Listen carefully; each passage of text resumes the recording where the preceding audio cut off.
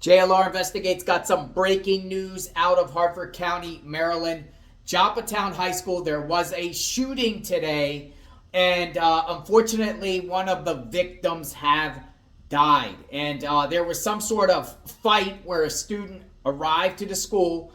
School has been in session for a few days, and a student decides to come to school for the first time today, and brought a gun and got into it with someone else in the restroom, which caused a very chaotic scene.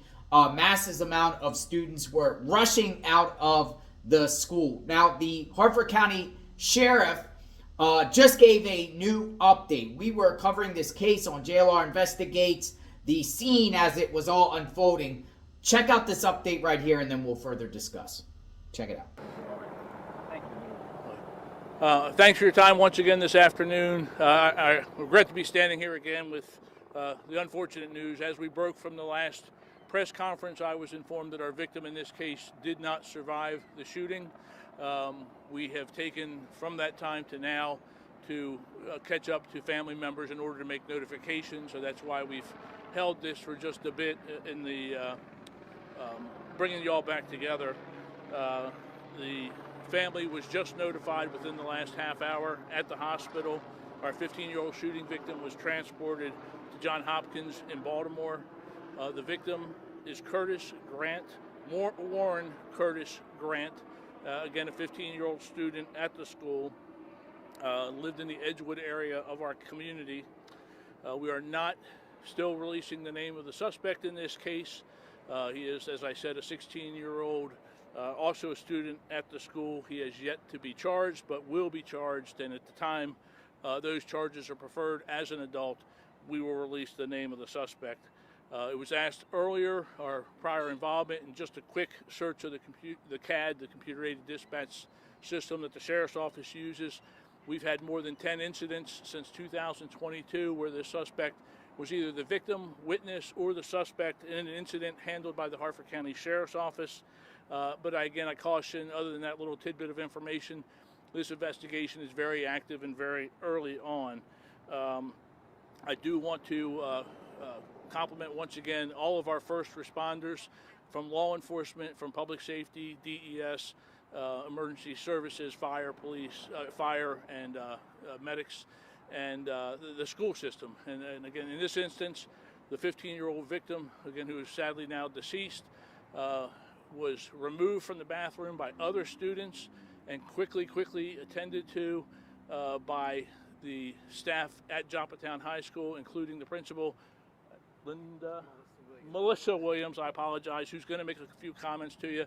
Her along with the SRO were among the first to reach this young man after other students, and you know, gave him the best opportunity to survive this horrible incident. And sadly, again, we bring you back together to let you know he has succumbed to his injuries. So I'm going to let Ms. Williams make a few comments, and then I will take a limited amount of questions.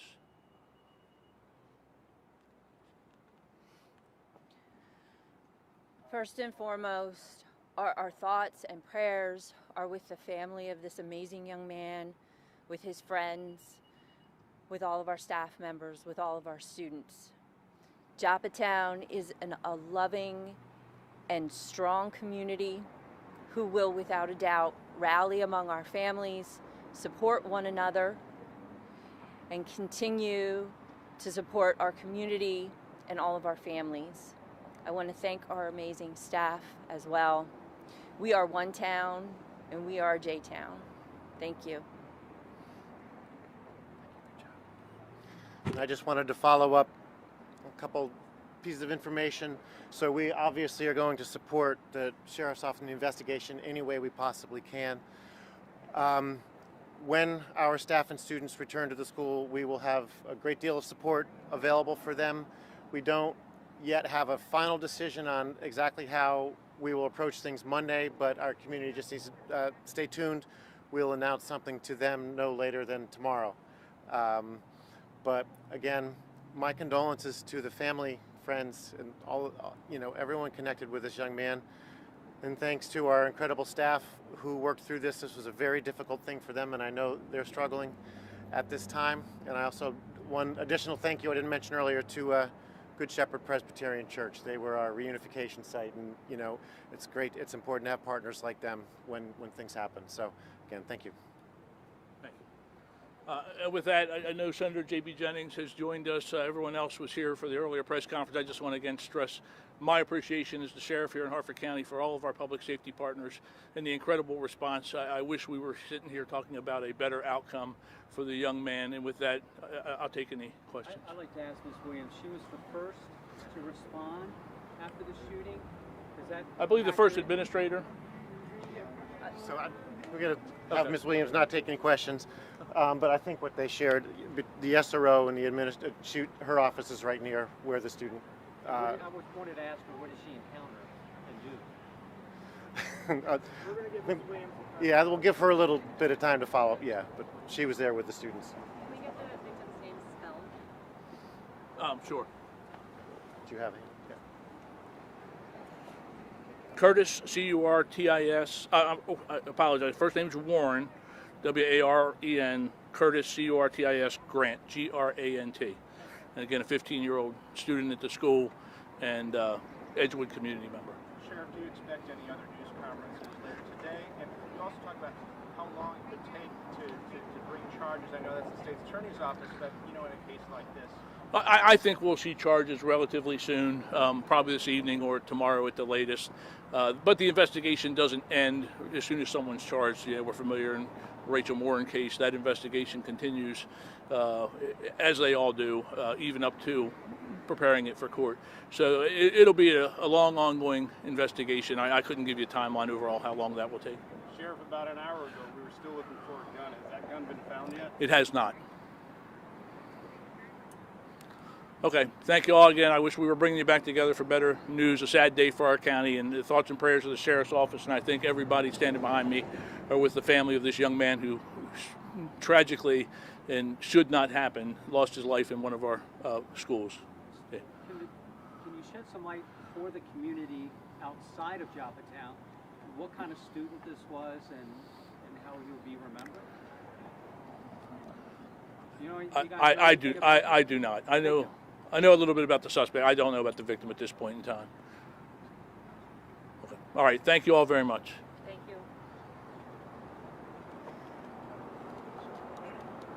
So one student did lose their lives. It's very, very sad. You know, you want to and hope that your child is safe when they go to school, but it seems like violence is upticking here in these schools around the country. Guns.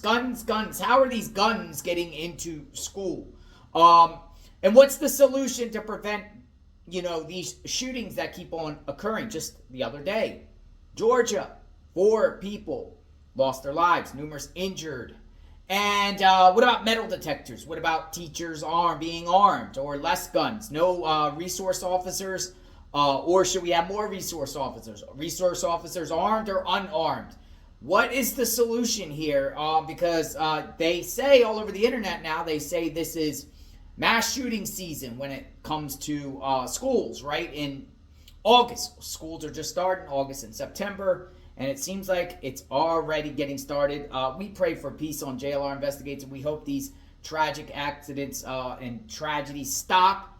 It's just horrible. It can be prevented, but what's the solution here? Because there's people that say no guns, and then there's people saying arm the teachers. So what's the middle ground here? What are the solutions? We were covering this case. If you want to go back and see the crime scene and everything like that, check out my live on this terrible tragedy. Praying for all the students and everyone, faculty, first responders, sheriff, and the victim's family for sure. JLR Investigates, we cover true crime 24/7, 365. When more information comes out about the suspect arrested, I will share with all of you. I am JLR Investigates.